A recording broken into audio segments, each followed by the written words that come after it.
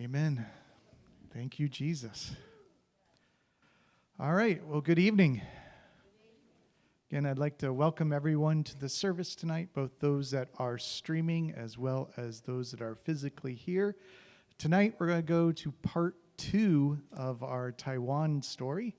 So again, we're just talking about all the events there that, kind of have a bearing on stuff we're seeing in current events today. So if you remember at the end of part 1, the Sun Yat-sen, the founder, had died, and the Kuomintang party basically split into 3.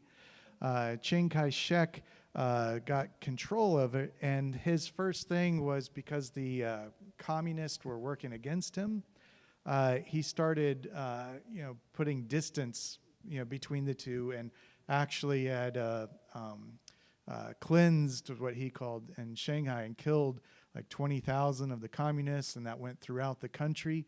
And the communists really didn't take too kindly to that. And so they instead strengthened their numbers and all that, and started really the Chinese Communist Party. And so at the end of White Terror, they formed what they call the Workers and Peasants Red Army. And you'll still see that name Red Army often referring to China, although they renamed themselves really the People's Liberation Army, or the PLA, after that. But the city of Nanjing had an uprising, and that officially began then the Chinese Civil War between basically the Kuomintang and the communists. Mao Zedong was appointed as the commander-in-chief, and they had a lot of skirmishes and battles, between 1927 and 1937. And in 1937, Japan invaded, and they started invading in northeast China and the Manchuria region. And Chiang Kai-Shek really at the time didn't want to get distracted by that, because he was fighting the communists. And so he wanted just to try to put some buffer between them and really go after, taking out the communists. But his generals was seeing the real threat of Japan just, going all throughout China. And they basically kidnapped him and forced him to, take the Japanese seriously, at that time. And so he then, the generals were forcing them to basically have a truce. They wouldn't even call it really the alliance, but, it's kind of the partner with them. And so the communists, agreed kind of, to that at the time, although they would not work together really at all in fighting the Japanese. The Kuomintang had their area that they would fight, and the communists really, instead of fighting as a group, they went more into the guerrilla warfare. And they both had, some success in different areas. But that was, when the Japanese war started. The PLA official objectives at the time said that they were going to spend 70% of their time building support in the countryside. So they were using the time to go around and recruit more people, spread their propaganda and what they wanted to do, and they were really successful in doing that. And they were able to convince a lot more people, and that party started rising in numbers at that time. And then they said spent 20% of the time fighting the Kuomintang and 10% fighting the Japanese. Chiang, meanwhile, was more of a scorched earth policy. And so one of the things that he did was that he flooded the Yellow River Basin. He commanded them to destroy some of the dikes that were around, and that was his intent, was to slow the Japanese from going there, but it caused widespread damage across to Chinese citizens as well.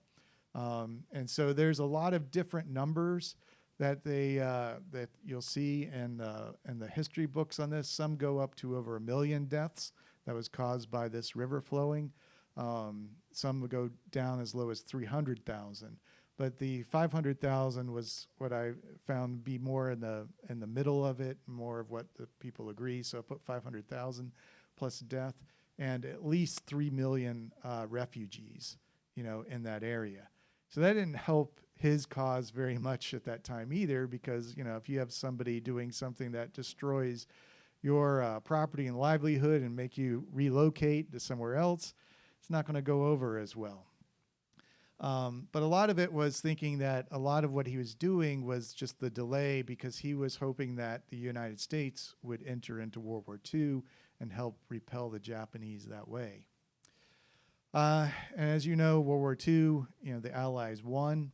And so Japan, after the war, China was really pushing to get Taiwan back. And so that was one of the war spoils out of World War II, was that Japan gave up all rights to Taiwan, ultimately signing the Treaty of San Francisco in 1952.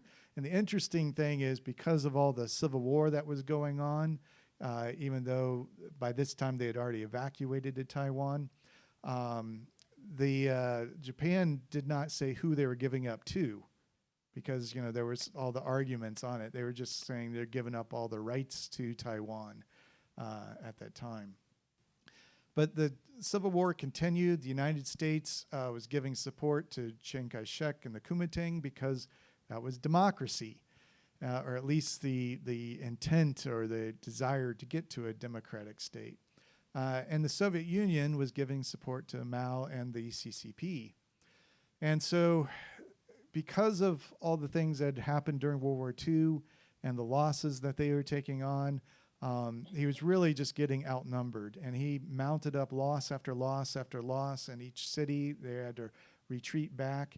And then finally, on December 10th, 1949, they evacuated to Taiwan. And there, Chiang Kai-shek, he spent a lot of the time still planning, because he still believed in just one China all the way through. And he wanted to retake the mainland, but he never really was able to do anything there. He had some forces in there that he was supplying different things, objectives that they were trying to do, but it was never a full-scale invasion or something that would really result in taking it back. And so there's never been, a truce or ceasefire or any of that type of stuff. But it basically, since that time, there hasn't been any type of invasions either way. The historian Westad said the communists won the Civil War because they made fewer military mistakes than Chiang Kai-shek, and because in search for a powerful centralized government, Chiang antagonized too many interest groups in China. Furthermore, his party was weakened in the war against Japan. Meanwhile, the communists told different groups, such as the peasants, exactly what they wanted to hear and cloaked themselves in the cover of Chinese nationalism. So I really like this quote because it really summed up all that happened during the Civil War, the mistakes, that were made, and, him just being that autocratic type guy, pushing his agenda all the time without taking into account of building a broad coalition, at the time. Then United Nations, it's interesting, a lot of the forerunning of the United Nations even started in 1941. The U.S. and Britain were talking about, what to do after World War II and all the failures that the League of Nations had, and how could they finish or doing that. And as it grew, they started with the four things of, the United States, United Kingdom, Russia, and the Republic of China. And after France was liberated, France started joining in the talks on that too. But, it was founded in 1945, and those 5 countries, established the permanent members of the UN Security Council. And there's other member states that will cycle in and out. But those were the big 5, what was said at the time. And that's what Chiang Kai-shek was involved in, and it was his diplomats that were involved in the United Nations. And even after they fled to Taiwan, Chiang Kai-Shek was still saying that, he's the legitimate government of all of China, just they're in exile at this point. And so his representatives stayed in the United Nations and on the Security Council all the way up until 1971.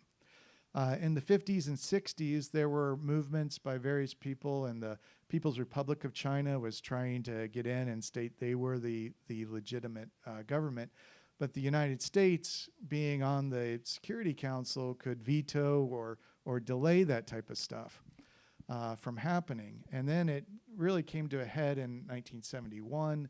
The United States was then pushing for a two-state solution, and having two recognized ones, but that was against everything that Chiang Kai-Shek believed in. And so he, was pushing, no, this is one China, and we're the legitimate government of it. One China, one China, one China. And so he was opposed. And it wasn't until basically the last minute when he realized that he was going to lose and basically be kicked out of the UN where he started, then embracing the U.S. proposal. But by then it was too late. And in 1971, there was a vote on it, and the Republic of China was basically kicked out, and the People's Republic of China got put in. And so that started, at that point. And so even, as of today, there's only 13 countries that recognize Taiwan as a country. And these are the ones that are listed here. And if you notice, United States is not on this list. Because in 1971 and with the United Nations, they had to drop off of that. And the People's Republic of China says, look, if you recognize Taiwan as a country, you cannot trade with us or can't do anything with us. And so you could only recognize one because both sides were talking about one China. And so as of today, these are the only countries that recognize Taiwan as a separate country. Going back, instead of, all the military thing by the 60s, they realized that, it just wouldn't really be feasible. Chiang Kai-Shek wanted to launch a thing in 1962 that kind of fizzled out back there. And so they focused more on building up their economy in the 60s and 70s. And this has been called the Taiwan Miracle because they did an absolute amazing job of getting their economy up and running this way. A lot of it started because of what Japan did when it had control of the island. It was already building in all the infrastructure, the railways, the sanitation, all the rest that then the people in Taiwan could focus on the next steps on that and building the better factories or electronics. And they became known really and delivering a lot of technology, which sold to companies like DEC and IBM at the time. And in 1980, Taiwan's foreign trade was at $39 billion, which was amazing. And the mainland China's was only around $28 billion. And mainland China had huge amounts of more people, more land, more resources, everything there, but they just weren't up to the same production or producing ability that Taiwan did. They almost 50% more. And so they were known at the time as one of the 4 Asian tigers, along with Hong Kong, Singapore, South Korea, and Taiwan. Then Chiang Kai-Shek died on April 5th, 1975. And that really started the ball rolling on changes in Taiwan at that point, too. They had not transitioned to democracy at that point. They were still under martial law. They were still under basically a military rule at that time because technically they were still in the war still in the civil war with mainland China. But in 1987, they stopped that and they transitioned to a full democracy. And there were several political parties that were formed. So it's not like the U.S. where you have only 2 major political parties and a bunch of small ones. They have a number of political parties that are active. And they really form, you could kind of group them into two coalitions that are well known. And so they're the Pan-Blue Coalition and the Pan-Green Coalition. And the Pan-Blue is where the Kuomintang still resides, and there's several other parties there. But their whole goal is on Chinese unification. That's what they are pushing as their political party platform. And they want to get rid of the communism in China first. They don't want to try to make deals in that way. But they want to, once that collapses or they move to some more of a democracy standpoint, they want to be reunited and have one China that way. The Pan-Green Coalition, though, which is made up of the Democratic Progressive Party, which is the largest party in that group, but the several others there, they favor more of the Taiwan independence and the independence movement that's there. The interesting thing to me, too, and here's a chart. The chart is a little odd, but it's the best one I could find on this because the years and the months, they're not linear. So if you look at the very beginning, that's in the 1991. And then the second year that's there is 1996, and then it jumps to 2006, then 2008. But this is, in Taiwan, they have a survey group that does this stuff every year or so, and it asks each of the citizens what their preference is on Taiwan's political future. And so you can see on the thing back before the 1991 or around that time or before 96, most of the people on Taiwan wanted unification, wanted to do that. There was some that still wanted the status quo, which was still the two separate states, but in that kind of relationship that they have. And then Taiwan independence was really low at that time. It was only 11 or 12% of the population at that time wanted independence. And you can see over time, there's different actions, that China has done, the human rights violations, all the rest has changed over time, what people's beliefs. So that you have in 2016 had one of the spikes where it went over 50% for the first time. And then as it kind of go through, it went back down to the 35%. And now today, it's gone back to over 50% there. But it's still, that's just right in the middle. So if you go there, it's only like 1 out of 2 people would want to have independent Taiwan that live there at this time. And I think that's important for us to consider whenever we, are thinking or having opinions, on that or how we move forward. But that's where Taiwan is today, and it's kind of like that's how it's got there. And it's a complicated story, but I think it's an interesting story as well. It's Taiwan. All right, we are going to